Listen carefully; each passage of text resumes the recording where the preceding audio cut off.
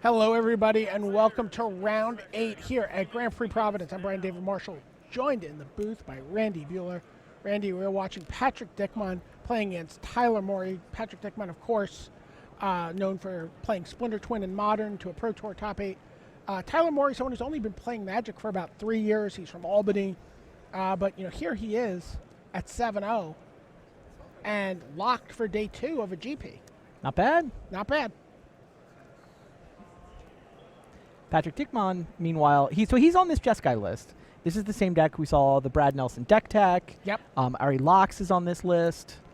So Patrick has been the cheerleader. He's had the pom-poms out for this deck since encountering it on Magic Online. Okay. Was staying with Brad Nelson for a week after Grand Prix Charlotte.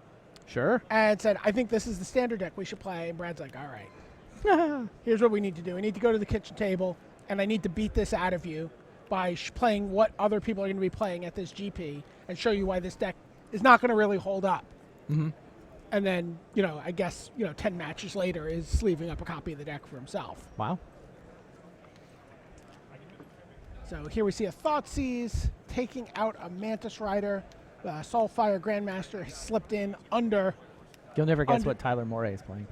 Yeah, I just assume everyone starts outplaying Obzon until they prove otherwise to me. You would be correct, sir.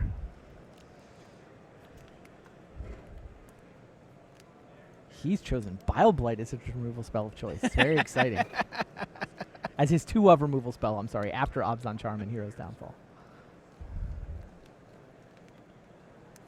So here comes Soulfire Grandmaster. And we just saw this card do tremendous work on the back table last round, where it was like a 23 or 26 to 7 deficit, and just undid it with Soulfire Grandmaster and Stoke the Flames with buyback. Had 7 mana, had a Soulfire Grandmaster to help pay the convoke cost on the Stoke the Flames, and was able to just keep that going, picking off some creatures, gaining 4 life each time, and then eventually just finishing his opponent off with it. So there we see Obzon Charm as Tyler paused at the top of his deck for 2 more cards. Pretty big weekend for Patrick with this 7-0 start here. He has not had a good Pro Tour season. He's done well in the Grand Prix circuit, and so he finds himself with 28 Pro points right now. Oh, wow. Basically, if he can get to 32 before Vancouver, then he'll guarantee himself gold, even if he gets the minimum out of Vancouver. Good Vancouver, maybe makes a run at Platinum. But, he really wants to make sure he gets to stay on the Gravy Train and gets at least that gold membership. So he's got, a top 8 here would get him basically a point away. Semi-final finish here, I believe, clinches gold for him, if I'm doing the math right. Meanwhile, we see Ojutai's Command, a card that has done hard work in this deck. Just sort of cycle and gain a little life. Draw a straw card, gain 4 life. Sort of the most neutral modes of the card. Oh, yeah. But there's a Dragonlord Ojutai. We haven't actually seen this in any of the games we've watched for this deck. There's only 2 copies of him in the deck. Mm-hmm.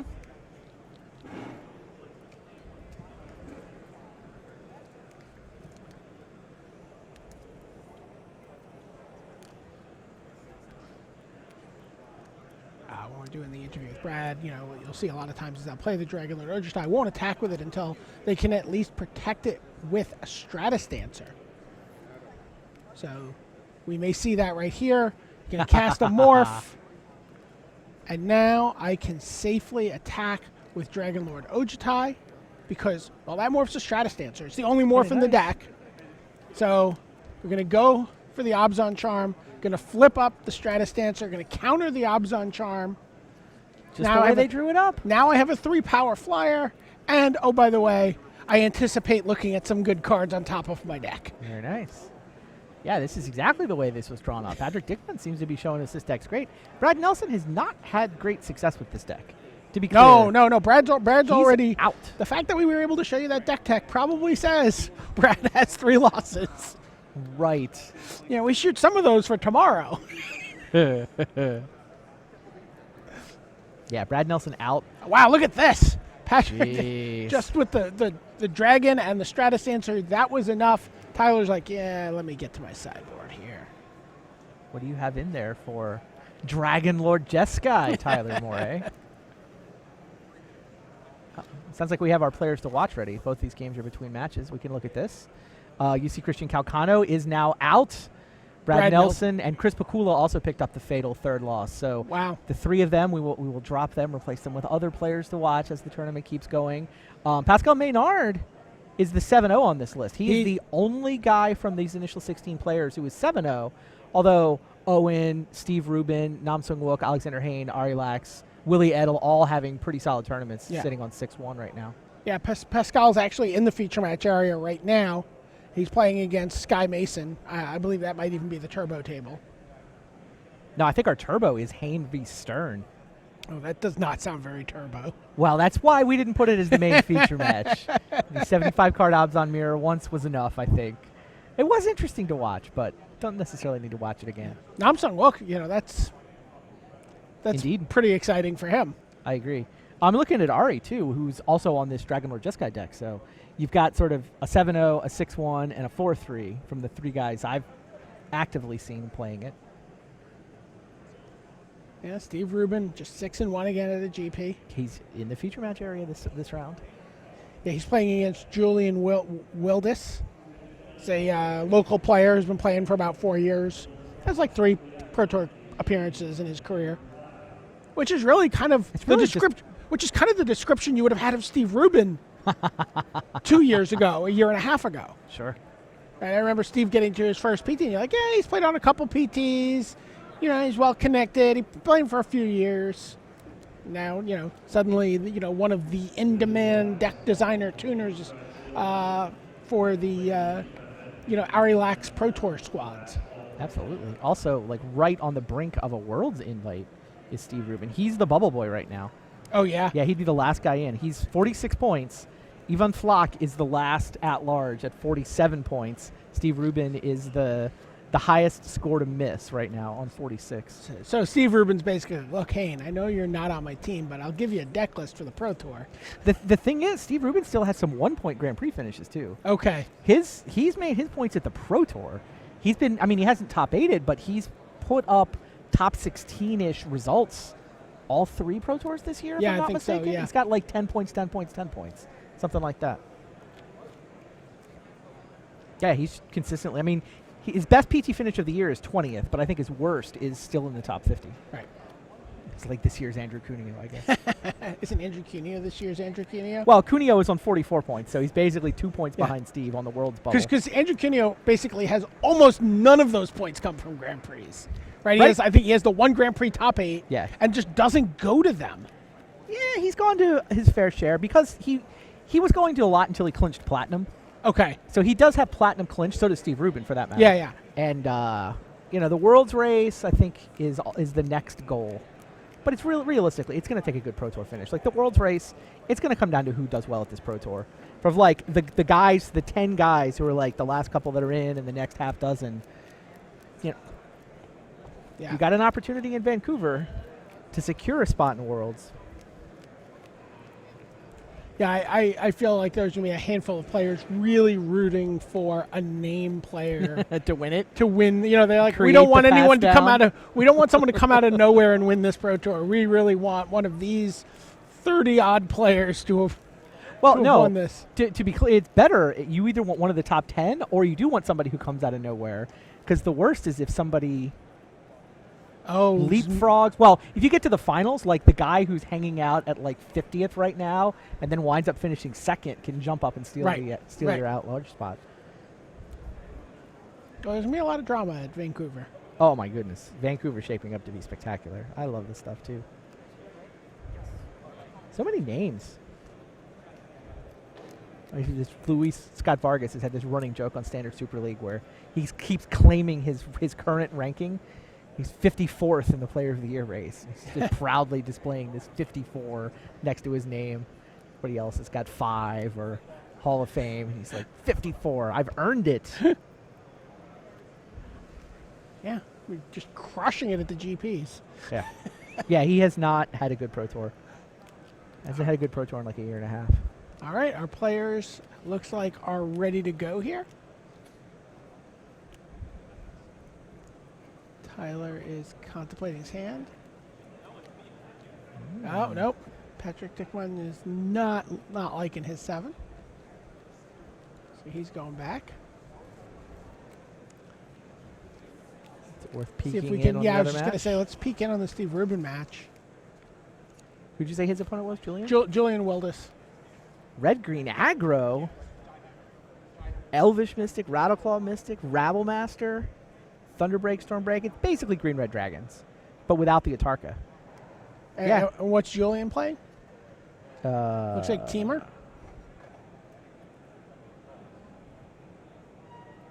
Yeah? Oh, no, that's Steve Rubin. Yeah, no, Julian is on all these. Got all the Megamorphs. He's on Bant Megamorph, the original Megamorph deck. Couple of masteries. Yeah, this is like the Craig Wesco list with Whisperwoods and Dragon Lord Ojutai that started all the Megamorph shenanigans. It's like Steve's up a game. Yeah, green-red aggro. Pretty interesting. Yeah, all right, well, something to keep an eye on. Meantime, we're going to go back. Patrick's apparently the quickest shuffler we've had in the feature match area because they are already going. You see a Fleecemane Lion has resolved for Tyler Morey.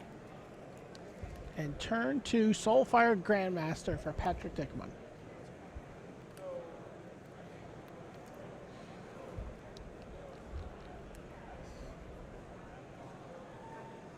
Okay. Attack with the Fleecemane Lion.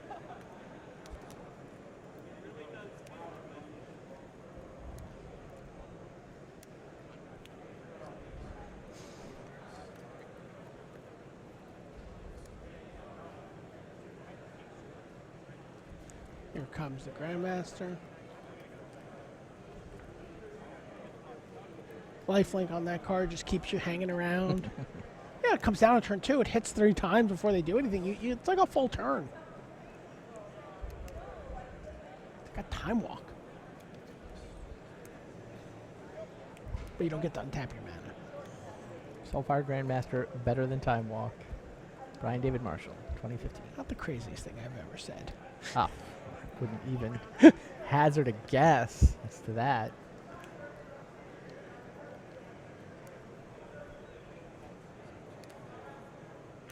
So 2 Grandmasters now in play for Patrick Dickman. Tyler sort of ticking his way towards an indestructible Fleecemane Lion. I would be shocked if... It's in from the sideboard, right? Yeah, his Fleecemane... no, he has Fleecemane's Bane. He's a little more aggressive than your average Esper. He's like a 3 on the 1 to 8 scale. So 2 cards drawn for Tyler Morey. He uses the Obzone Charm to say as a instant speed Side and Blood.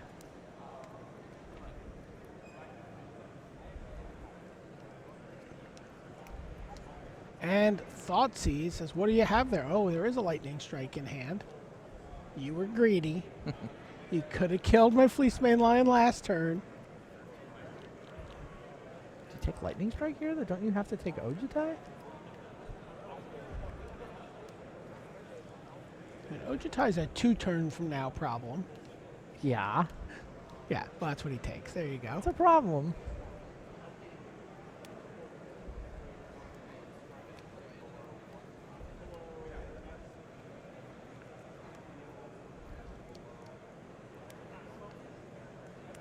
And there is Courser of Crufix. So puts a little bit of a halt to the shenanigans here with another Thoughtseize on top. Now, if he'd known he had Thoughtseize on top of his library, he could have taken Lightning Strike, go back for Ojutai next turn. Right. But yeah, I actually think he was supposed to get himself that information. I mean, usually you don't want to reveal information to your opponent, but he was the one who was going to make a decision. And if you saw, the second green source was in his hand, so he had to play a land and then play the Courser, so it's not like... Roast the Courser of Crufix, gain 5. Not bad. I assume he's going to Lightning Strike the Fleecemane before Tyler can play a 5th land as well. No? Surely. I mean, he can be contented to play the waiting game, right? Like, if somehow Tyler's going to try to commit his mana to it. Sure. No, he's not. Yeah, there we go. I mean, you kind of want to clear a path for your Soulfire Grandmasters too, right? Even just the 3/3 on defense is annoying. So here comes Thoughtseize for Tyler Moore, but he's at 8. 20 points south of Patrick Dickman's life total.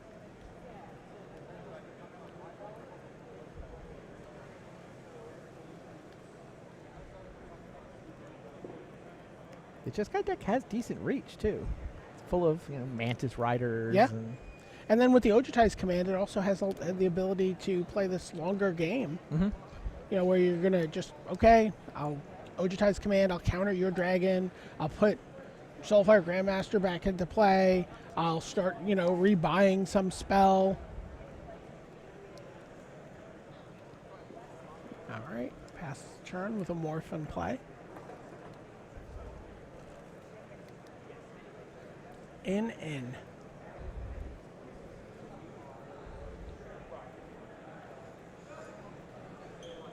Talamar goes to 4. He doesn't want to block with his Morph? I'd be terrified of a Stoke the Flames here. Yeah, going to 4 and leaving a Grandmaster in play doesn't seem... I guess that means it's a Den Protector? Yeah, I'm pretty sure it is a Den Protector.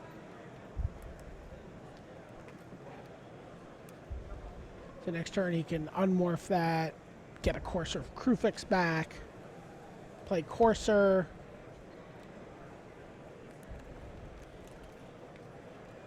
I assume he has to do that at this point. He's nowhere near winning this game, and he's on 4 against a red deck. Against a recursive red deck. It won't take a lot of recursion, but yeah, it does mean that even... Well, again, even the lightning strikes one more land, and you could do recursive Stoke the Flames. Mm-hmm. Okay, so there you only need one of them is my point. Yes. But recursive is fun. Pain Land drops him to 3. So he goes to 3. Well, it gets countered with Ojutai's command. No. And that is gotta be the game here. Should be a counter on that, yep. Basically, anything from Patrick Dickman here ends the game. Maybe he won't draw any spells for the rest of the game. He has 2 lands in hand. Okay. Yeah. Block 1. Fall to 1.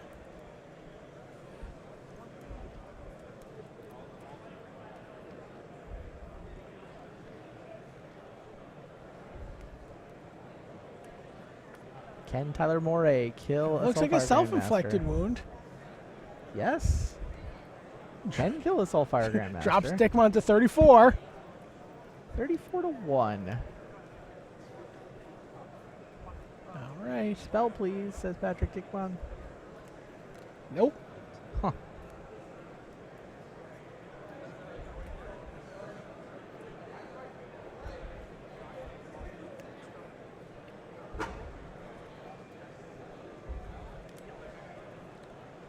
Scryland? Like, if you're Tyler, you're just like, please push it. Please push it. I'll put it on top. Duress is clearly going to miss, but what are you going to do? Goblin Master. Master. Can you kill this at instant speed before it makes a hasty goblin? No, he cannot. Patrick Dickman, 8-0. Making it look easy. 8-0. Making that deck look good. That deck looks like a lot of fun. I mean, that's a deck I want to go play online tonight. Is that Abzan matchup actually that good? It looked pretty good there. It's the whole Ojutai into Stratus Dancer into counter your Abzan Charm sequence. Yeah. And that's like, all those are multiples. You're supposed to play it that way. Yeah. That looks great. That's how they described the matchup to me. So, all right. Ooh, I see some dragons in play. Well, speaking of things that Abzan doesn't want to see, how about Stormbreath Dragon? How about Whisperwood Elemental? Look at all this on 3 lands for Steve Rubin. Looks like he's going to play another Stormbreath Dragon. Jeez. And attack for 12. Just in time. Steve Rubin goes to 7-1. Yep. putting himself in a position to pick up some pretty key points here in that last You spot. aren't kidding. Ivan Flock is the guy who should be nervous, and Do we know how he did in Copenhagen? Was he in Copenhagen today? don't know. I mean, I remember looking at Ivan's got 47 pro points, so he's going to be at least 50, even with the min in Vancouver. Right. He's been there for quite a while. It never occurred to me when I started watching the Worlds race, 4 months ago, that Ivan could actually be caught and passed.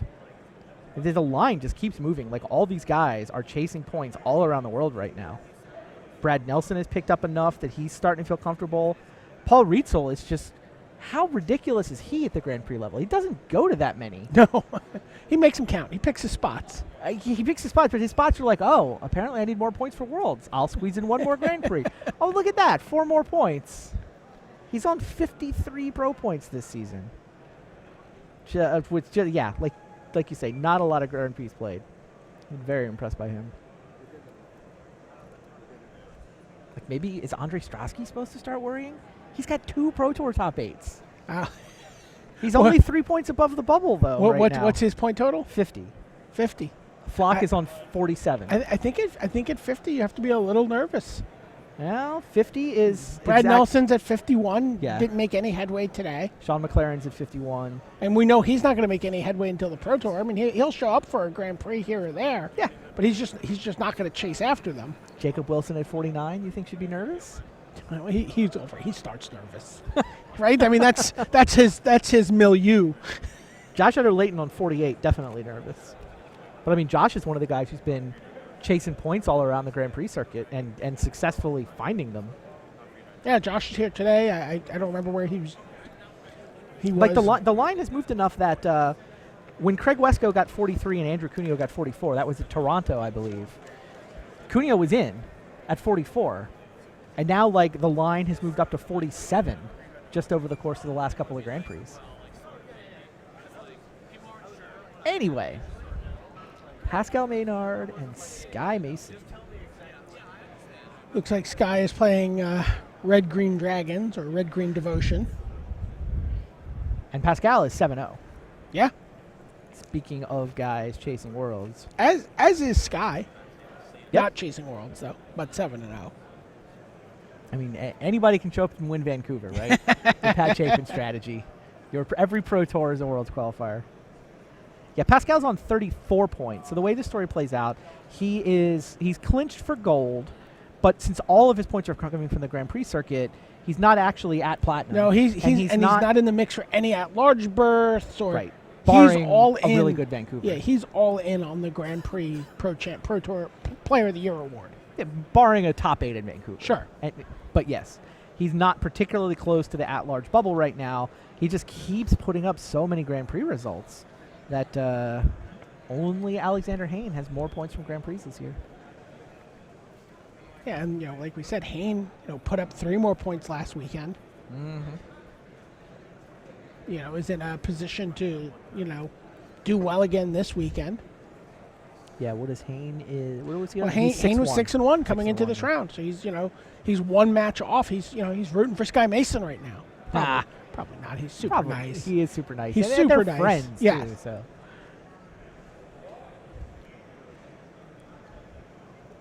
I don't know. In competitive endeavors, I'm a lot nicer to strangers than I am to my friends.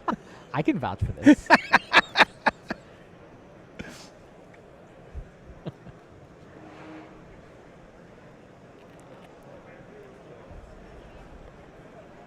So Sky Mason's up a game here. Mm-hmm.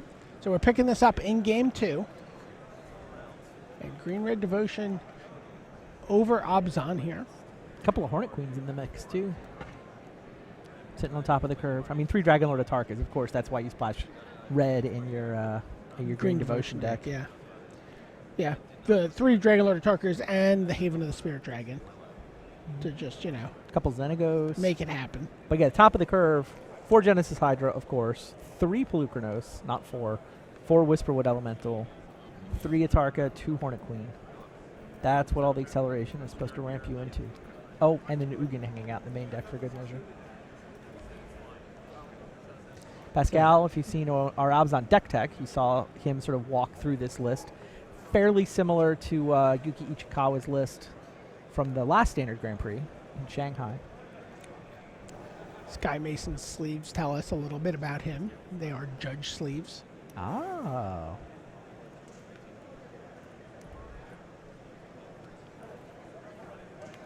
Yeah, That he means he apparently mugged the accosted a judge, yes. Hey, judge, what's that? Schwank.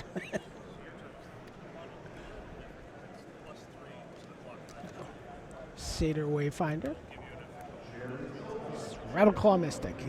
I like to my 2-drops to actually just make mana.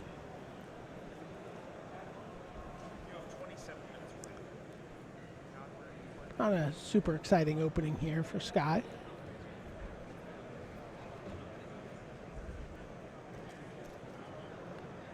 Guess I've just been watching Elves in Modern, and I want more action. All right. So here comes Courser of Krufix.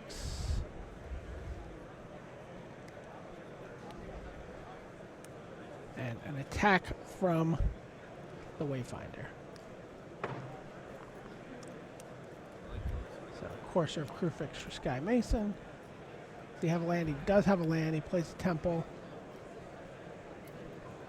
He's going to scry away the elf.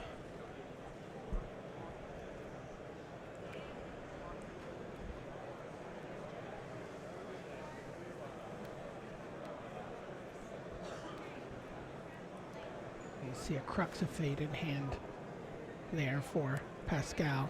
That's actually a really important card in this matchup. I mean, one of the ways that one of the vulnerabilities of the Abzan deck is that the Devotion deck just has a better mid to late game and can just explode by putting so many permanents onto the board. The only answer that these Abzan lists tend to have is resetting with a sweeper. You usually see about 2 sweepers in most of the Abzan lists lately. They've gone away from the mid-range and skewed a little more control. Ever since Lucas Cial won Toronto, I think you're starting to see, okay, 2 or 3 Elspeths, 2 sweepers. Yeah, and that's what Pascal's list looks like. He's got an End Hostilities, he's got a Crux of Fate, and he's got 3 Elspeths.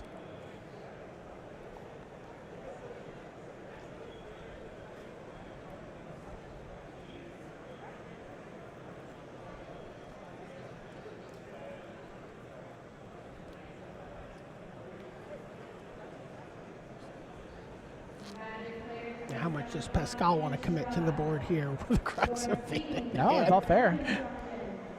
Yeah, the temptation here is to just like charge out a Siege Rhino over the next 2 turns and pressure advantage. But then if you suddenly find yourself, facing a Hornet Queen or, some other kind of, explosive turn from Sky Mason. Yeah, and we didn't get to see game 1, but this is a second game. And presumably Pascal knows what he's up against at this point. Death Mist Raptor seems kind of perfect. Yeah.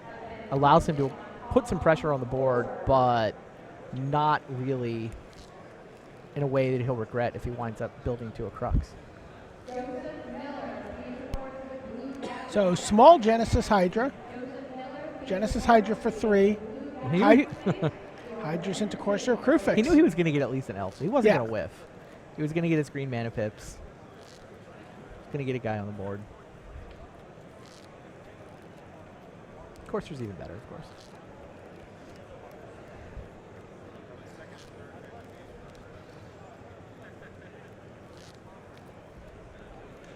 Hits a land on top. It looks like he has another Genesis Hydra waiting in the wings here. Does he have a Nykthos in his hand? That's what he really wants. Really wants his Thoughtseize. That's not an option. How about Whisperwood? He'll settle for Whisperwood. Sure. Whisperwood is, we talked about how the Wrath of God effect of Crux of Fate is Pascal's answer to Devotion. Well, Devotion's answer to the Wrath of God effects is Whisperwood Elemental.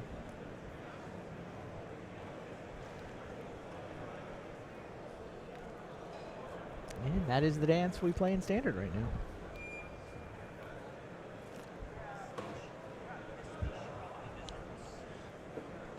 So Marshall and I talked about this earlier. You'll see some cards are upside down in Pascal's hand.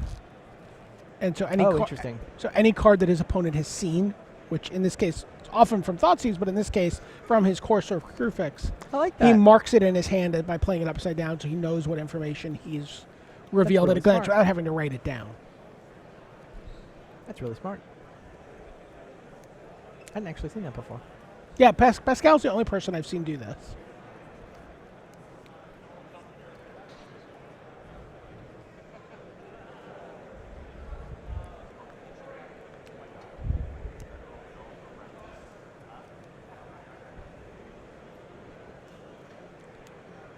Plays a face down Den Protector. Plays a Sandstep Citadel, says go. There's a Xenagos on top. And we're going to Genesis Hydra into Xenagos.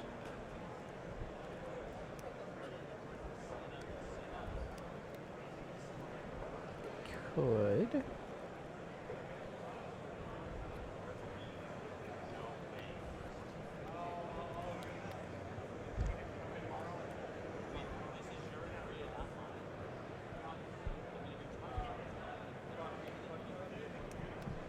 Nope, Oh, Polukranos. That seems better. I feel like he wants that Genesis Hydra to be bigger. I mean, he's one Nykthos away from making the Genesis Hydra just crazy big. But Elspeths are just flowing off the top of Pascal's deck like, you know, buses 20 minutes behind schedule.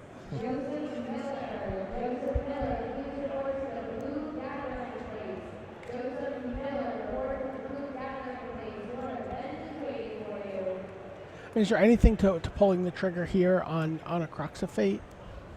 And just setting Sky back?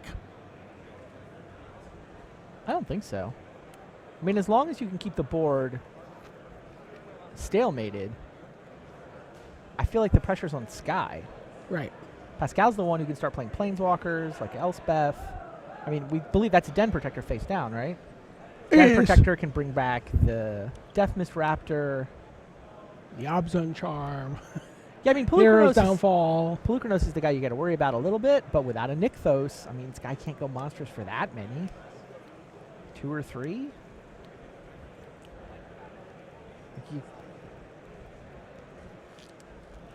Yeah, I think the more Pascal gets the opportunity to build up his mana, the better. Yeah, Sky really needs a Nykthos. Wow, Pascal got Sandstep Citadel there. Wow. And Death Mist Raptor, sort Obviously, of yeah. incidentally.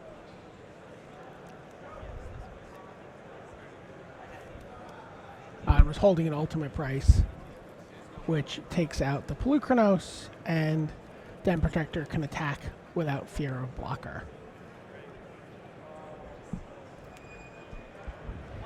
It's pretty interesting. Pascal's just ahead on board now. I mean, with no Nykthos for Sky,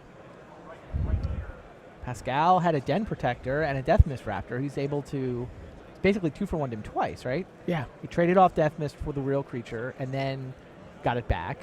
Den Protector got him back a land, but still, he wanted a land. So, and now there's 2 Siege Rhinos. And 2 Elspeths.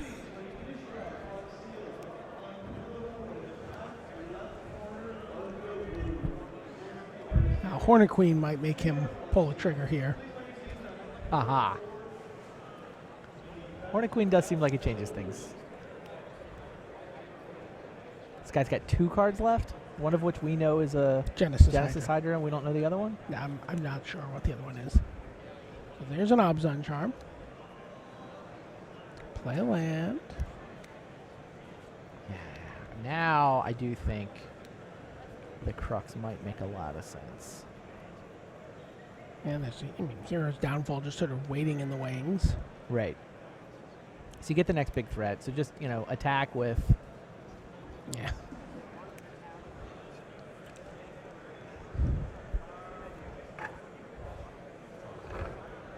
Den Protector's going to get through.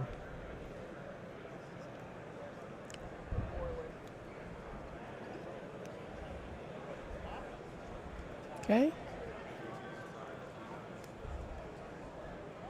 Couple of trades. Doesn't really matter because here comes Crux of Fate.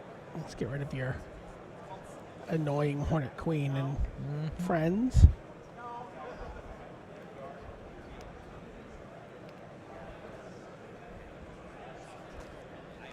Now Sky gets to go first after this, though. We know about the Xenagos. It's Xenagos, Courser, Genesis Hydra. It's kind of just be Xenagos, right? I mean, unless he wants to get greedy. Yeah, that's what he does. You're going to Courser and cross your fingers and hope for a land. Seems awfully greedy. Just saying that it's an option. Yeah, he knows there's a hero's downfall coming. or an Elspeth. Or an Elspeth, which is what Pascal chooses to do. Yeah, I mean, Elspeth keeps up in this fight. Elspeth versus Xenagos. You get to double block. You're making 3 power. They're making 2 power. Elspeth actually wins this fight, and there's the here's downfall coming. So Pascal. So here's a Courser Crufix. Reveals an Ugin, the Spirit Dragon.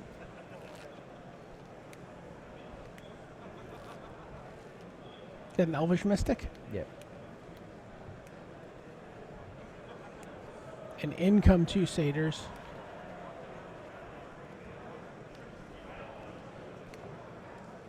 Why did they both die?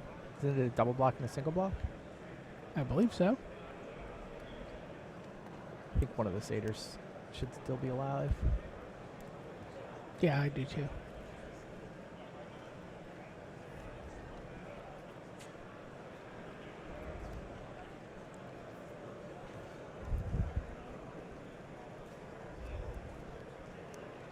All right. Now what does Pascal do? He probably was planning to Hero's Downfall Xenagos. But now he sees that Ugin is coming, so it's a lot less clear. Just keep making Elspeth tokens.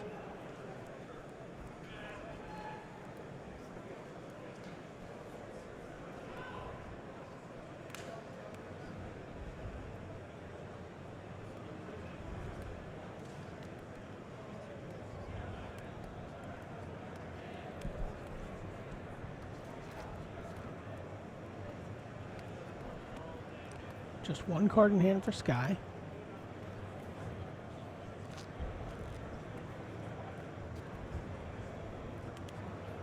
He's like, oh yeah, 2/2. So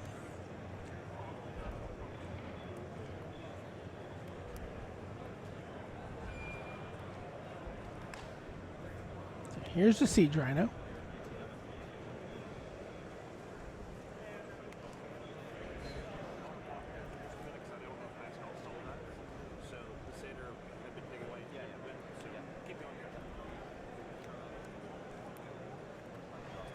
Draws Ugin. But before he can get out of his draw step, Pascal's going to go ahead and take down Xenagos.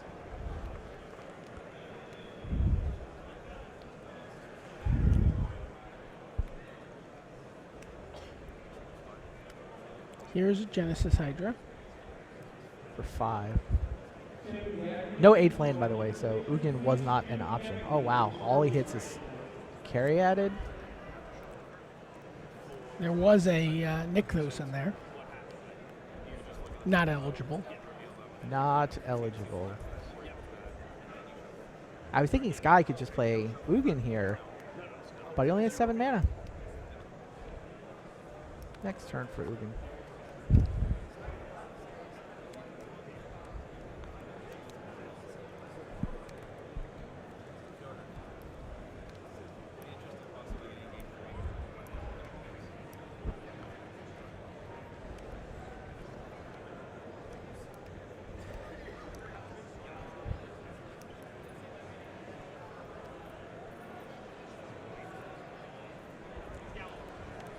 There's a Morph. It's a Death Mist. More expensive for bringing back the Death Mist from the beginning of the game. But we'll get the job done. Just not this turn. Sylvan carry added every time on top.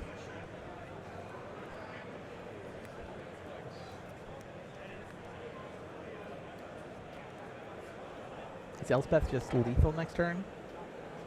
Elspeth's ultimate would just kill Sky, so I believe he is obliged to play Ugin here. Caryatids are real. It's like a magic trick. Tap the deck. They're all Sylvan Caryatids. Coming from inside the house.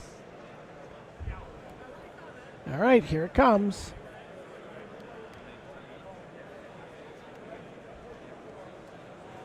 -10? Yeah, -6. Everything dies except the morph. And then he plays the Caryatid post Ugin. Yep. And Deathmiss Raptor. How is he? Did he only have 2 mana? Did he have more mana than I thought? I didn't see. I didn't think Pascal had 5 on tap, but I may have just misunderstood his board. So both attack Ugin, no blocks. There's a Courser, gets him a land. Oh, there's a Dromoka's Command on top. Here comes the Siege Rhino. Yep. That's going to be the game for Sky Mason. He had a game to give here, though. They're going to go to game 3.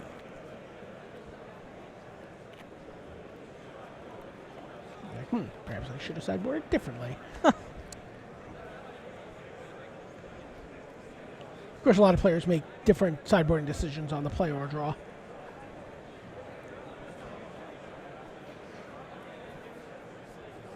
You want to try to watch game 1 of our Turbo match? Yeah, absolutely. These guys are going to be sideboarding for a couple minutes. We can Alexander Hayne versus John Stern playing Abzan Mirror. That should go quickly. What could go wrong? All right. See the players being set up. Alexander Hayne is... They even have mirrored sleeves. So Thoughtseize. That's not a mirror. Oh, it is not a mirror. John We Stern were is playing... told this was an Abzan mirror. That is green-red devotion. I knew that. I did a deck tech with John Stern. you did? He's not Okay. playing Abzan. He's playing devotion. Well, we found one thing that could go wrong.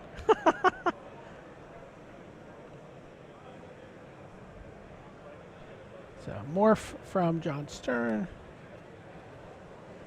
Wow. Wow, that is a great... Deathmiss Raptors. That is a great Wayfinder. Deathmiss Raptor, Den Protector land. Yep. Yeah, it's like, well, I would like to get a Den Protector now to return my Den Protector and go off. Speaking of going off. Turn 3 Pelucranos. Turn 3 Pelucranos. Abzan Charm takes care of that. Does John have more gas to sink all that mana into? Maybe? Maybe next turn? Skyland?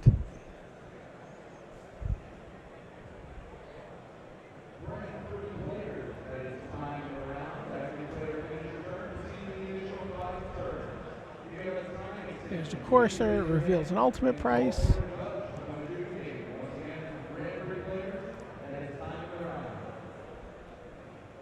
Courser of his own for John Stern. Gets in with his morph. Do you want to risk blocking with Courser? Alexander Hayne doesn't.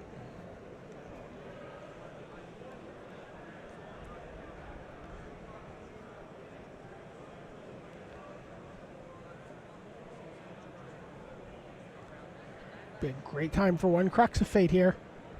Yeah. How many does Hayne have, though? Isn't he light on sweepers in his version?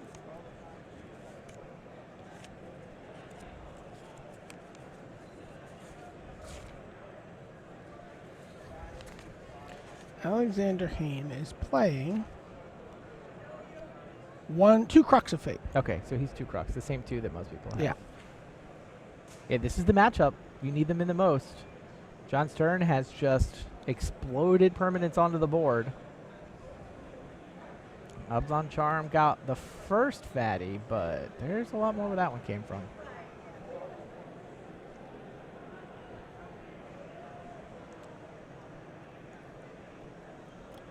Monstrous Pelucranos.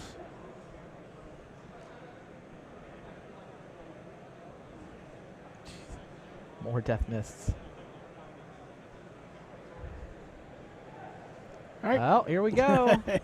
Kill me now or forever hold your peace. Pretty much.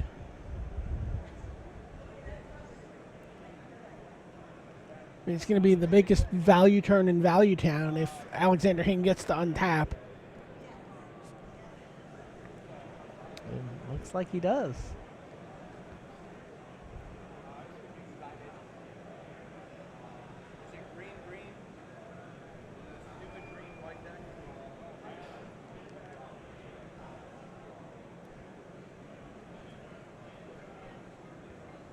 To see how this finishes up. Yeah, there's right? a Den Protector. Good There's grief. 3 Deathmiss Raptors. No, 4.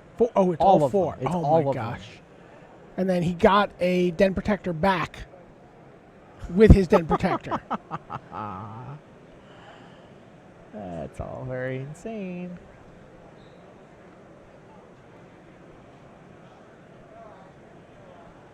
All right, lots of mana attacking. Genesis Hydra for that many. Ugin? Does get an Ugin? Yeah. Wow. Jeez. Genesis Hydra for 14, finding Ugin the Spirit Dragon. With a Dragon Lord or Tarka on top. Oh, Dragon Lord of Tarka for next turn. He -3's the Ugin? Yes, Yeah. he does. -3's the Ugin. All of those Deathmiss Raptors are exiled. Alexander Hayne did have the ultimate price and has an Elspeth. So by playing it this way, John does not have the ability to play Dragon Lord of Tarka here. No. I mean, I guess, yeah, Ugin goes up and deals the damage to Elspeth. Which in 2 hits will actually kill Elspeth, but will die to all the tokens. Wow, I thought Giant Genesis Hydra was going to get the job done, but I guess not.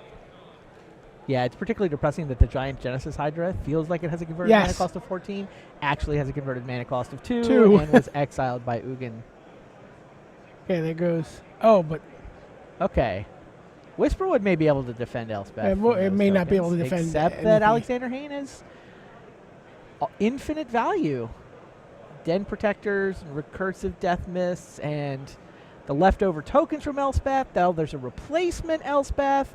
John Stern's down to 4 mana, basically out of gas. Amorph. Crazy. All right, lose a guy, make 3 more. Huh. And thought sees you. Yeah, that's going to be the game. Wow, Jeez. Alexander Hayne. All right. That's a crazy game. So we will come. Oh, right. They moved them to a different table. Oh, they moved them to a different table. I was like, wait, is that the match? Nope, that was game 1. Okay. So there we see, wow, Sky Mason, who is in game 3 against Pascal Menard. He's got Nissa online. How much time do these guys have left? I'm pretty sure I heard the time call on the They main probably floor. had a couple extra minutes on the floor. They have a total of a 15-minute extension? Okay. They should have time to finish then.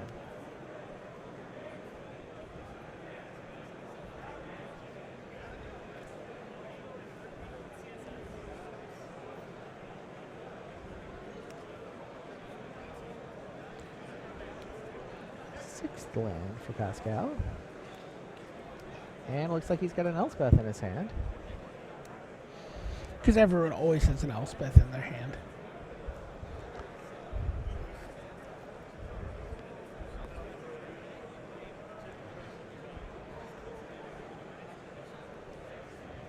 All right, there you go. Make 3 tokens.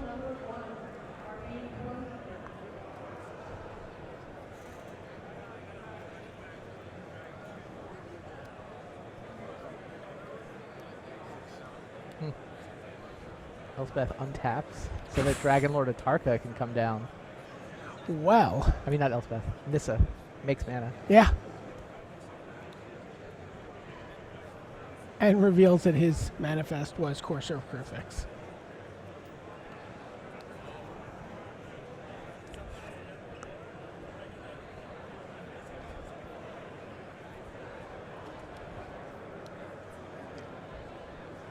There's a Murderous Cut on top.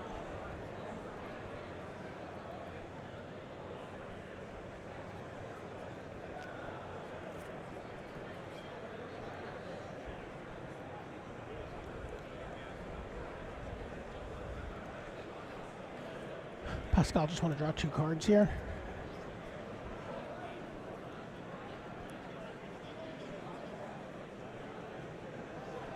I mean, there's a lot of value in killing a Tarka. It hits pretty hard.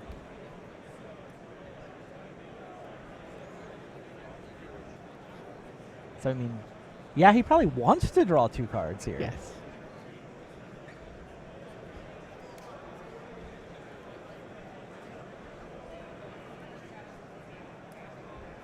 Just not sure he can. Oh, Thoughtseize. Thoughtseize is Jeez. first. More. The Hydra and the Whisperwood? Which 2-for-1 do you take? I think you have to take Whisperwood. The Hydra is only for 3 right now. There's no Nykthos. He does have the Nissa. He goes up with Nissa. The Hydra's for more. But I mean, Pascal's hand has an Atarka answer. Like, yeah. Well, he goes Genesis Hydra. I guess he's planning to take a hit from Atarka. No. Exiles it. Sends everyone in That's a pretty good attack. Nissa's direction. Knocks off 4 loyalty. He does not have an answer to that Whisperwood Elemental, though.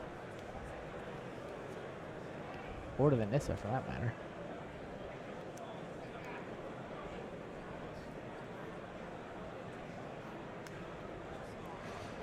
Plays the Courser. Of course, Sky doesn't know that Pascal is out of gas. He's not going to slow roll that Whisperwood, is he? Surely not. Now.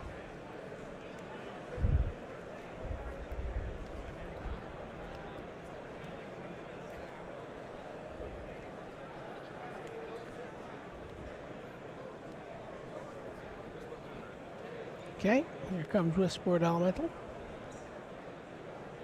There is a Murderous Cut on top. But Sky has gotten his value. Mm-hmm.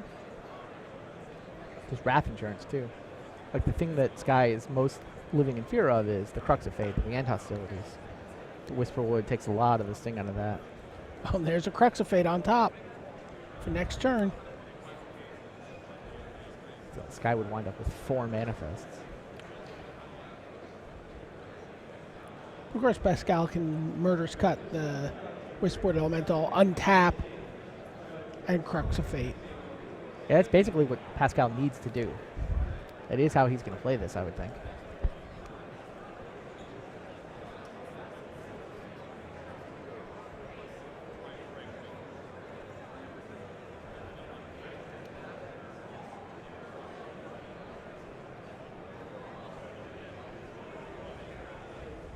Yes, it keeps going up.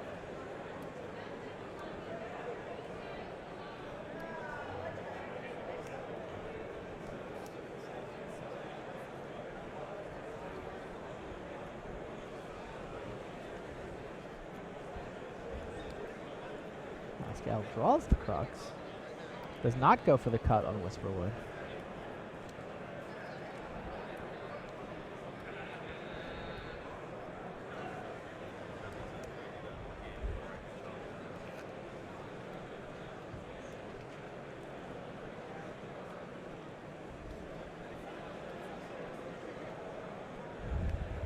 Biding his time.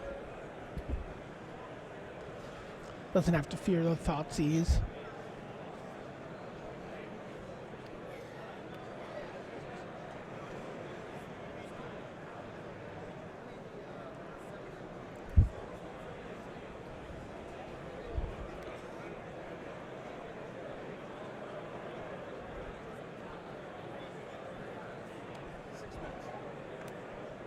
Okay. Plays a Wayfinder. Swing and a miss. Other Yes. than he spills a Death Wish after.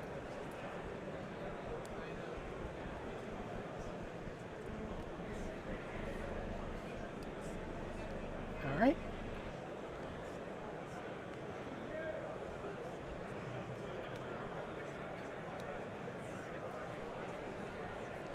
So Ugin coming for Sky here.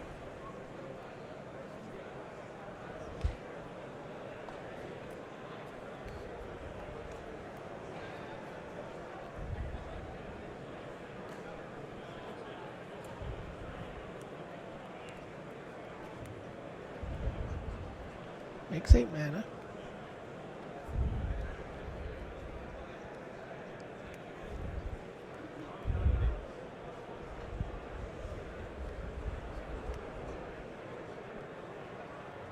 Your land has been turned into a 4/4.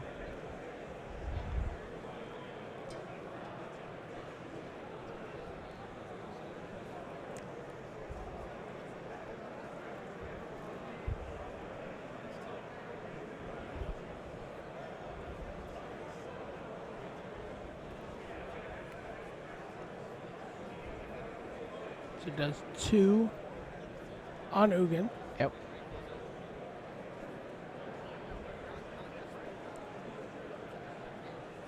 Opens up a pretty reasonable attack here for Sky. Ugin's good. So Forest, 2 Coursers, and 2 Manifests all attack.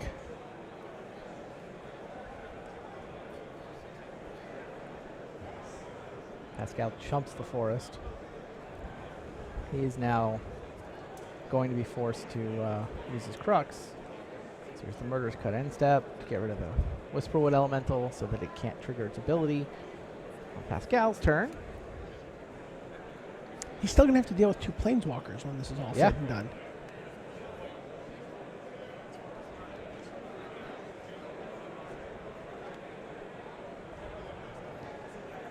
Crux cleans up the creatures, but like you say, 2 Planeswalkers for Sky.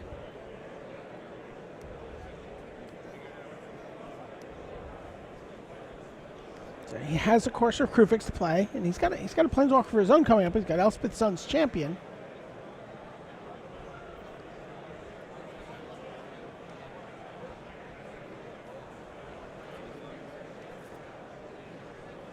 I think he's going to make one of his lands into. Yeah, I think he's a little nervous. He only has 4 of them.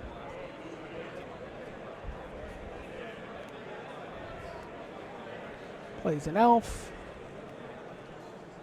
Makes a 4/4 and rumbles in. Yeah.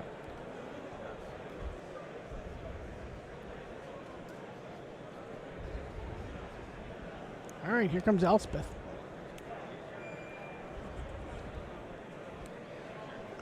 Ultimate price on deck.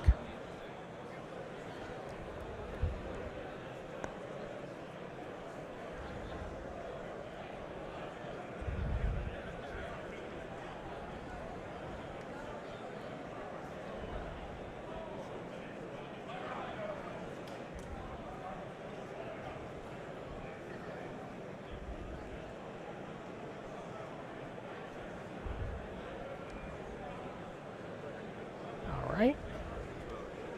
So plays his 1 card, Elspeth Sun's Champion, and activates its minus ability and destroys all creatures with power 4 or greater.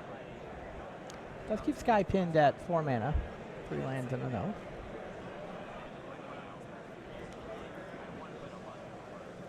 He knows, though, that Ugin is likely to just shoot Elspeth. What's their conversation? Are they running out of time yet? They are probably running out of time. So Sky can also minus Ugin for. No, he chooses to just shoot Pascal. No, Well, redirect to Elspeth or no? no. Doesn't look like he is.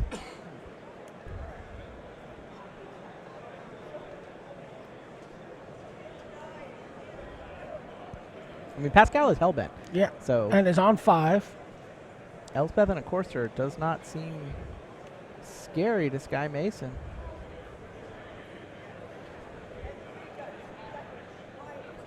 He chump blocks. Here's a courser of Krufix. Find a land. Hornet Queen's up next.